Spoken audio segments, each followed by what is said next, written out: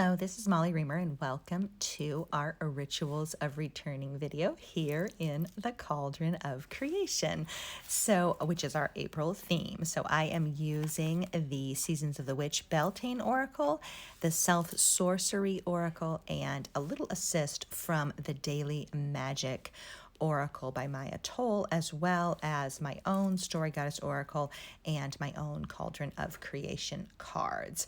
So we're actually going to go ahead and start with this powerful message from the Sorcery Oracle. Let your heart be your compass. And I really think, this sounds easier said than done, or almost cliche, to listen to your heart, follow your heart, etc., etc. But there's a lot in our culture that encourages us to not listen to ourselves. One of the things when I was taking a vow of faithfulness class with Woman Spirit Reclamation, one of the things I wrote was I would not abandon myself anymore. I would not abandon my own knowing. I would not abandon my own wholeness, because it's very easy to actually turn away from letting our hearts be our compass, from that invitation to return, to basically make sure you get it all done or all taken care of, particularly those of us who are caregivers in whatever capacity. It can be hard to let our heart be our compass, though. Anyway, so lots to think about there. So let's see what the author has to say about this card. And she starts with, shh, can you hear that? That's the beat of your heart, your unique to you rhythm, the drum beat that will always lead you home to yourself, to your ancestors, and to your roots. So an affirmation for this week is simply, I listen to my heart. It's the sound of truth. It's the sound of love. It's the sound of you. Make your heart your compass. If life isn't turning out the way you think it should, check in with your heart. If you have a big decision to make, check in with your heart. If you're afraid, or if you're in pain, or if the darkness feels all-consuming, drop into your heart. The answers to all of your questions lie here. You just have to get still enough to hear them. And so another affirmation could be, I allow myself to get still enough to hear my heart.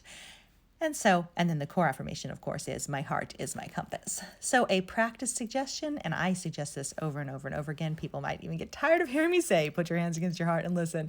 But I really do feel it's a powerful way to just return to center, return to yourself, return to the present moment, is just to fold your hands against your heart for it and just take a breath. And it is an instant doorway of return. So place a hand in your heart space. Here is where the truth of all existence lies. You are the keeper of the flaming, ever-expanding, healing heart. An affirmation, I am the keeper of the flaming, ever-expanding, healing heart.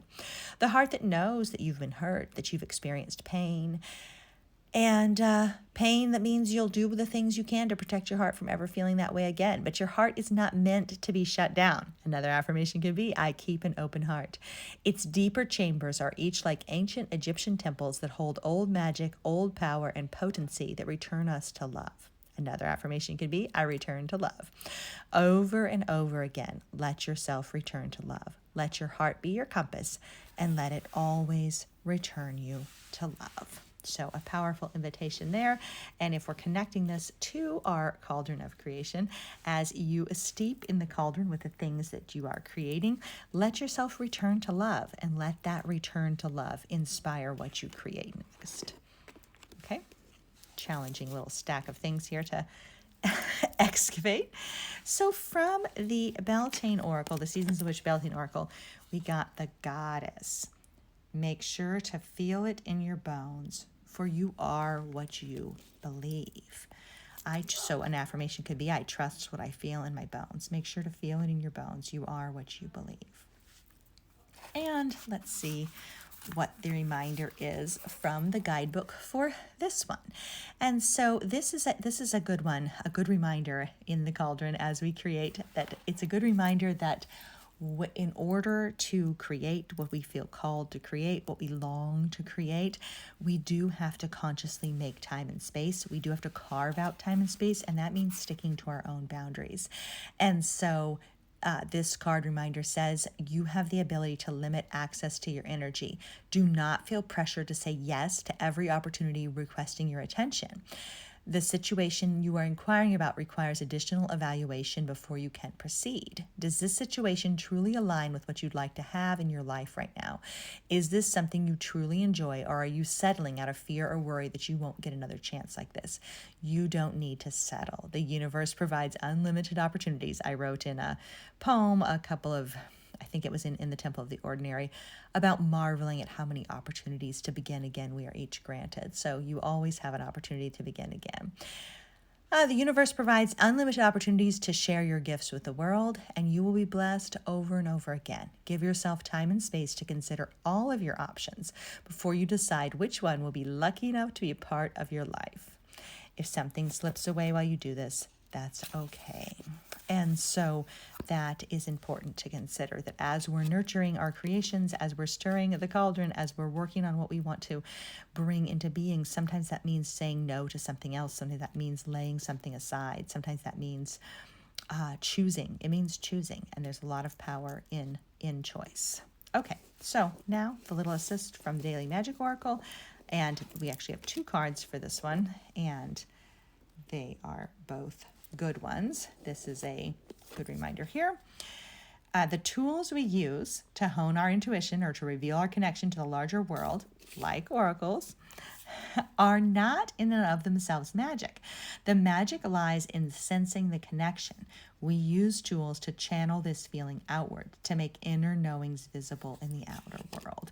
And I speak a lot about that with regard to creativity, is that amazing magic of taking something that's invisible from the realm of ideas and bringing it into form. That is the true magic of creativity, is taking something that's invisible, that just exists in the imaginal or the realm of ideas, and bringing it into form. So these tools that we use, the magical tools we use in our lives, are tools to channel these feelings outward, to make our inner knowings visible in the outer world. And then an excellent reminder here that I just love this one.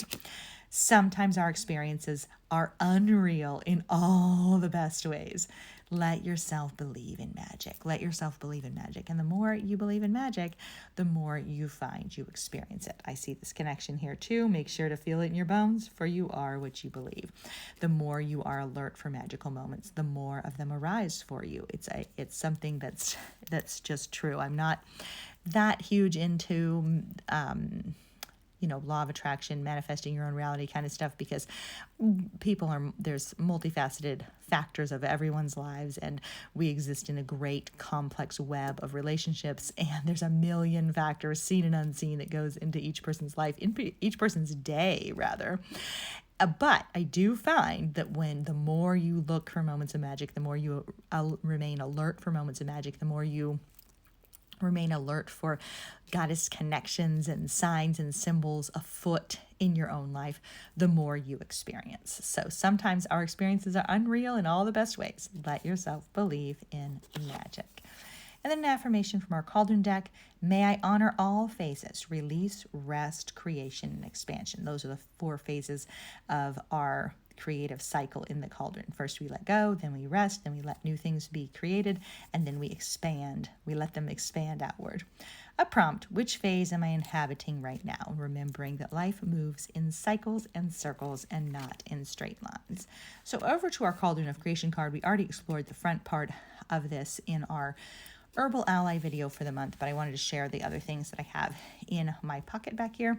So resume is the word. I claim my desires is the affirmation. I claim my desires. I resume tending my creative flame. I resume tending my creative work. Another affirmation: I trust my creative inspiration. That's one of our Lilith cards from last year. I trust my creative inspiration. And, there's a little reminder here. This is kind of a long one.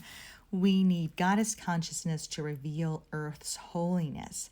Divine feminine imagery opens up the notion that the Earth is the body of the divine, and when that happens, the divine cannot be contained solely in a book, church, dogma, liturgy, theological system, or transcendent spirituality.